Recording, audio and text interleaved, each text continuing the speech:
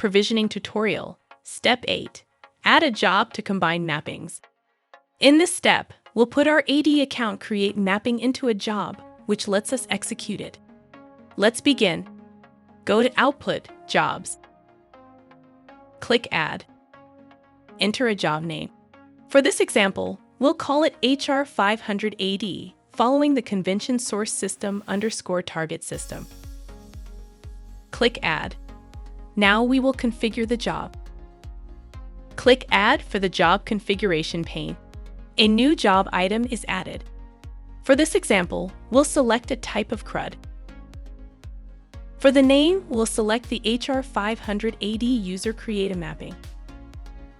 When this job is executed, if the number of pending items in the attached mapping or role operation exceeds the threshold value, the job will be preemptively aborted.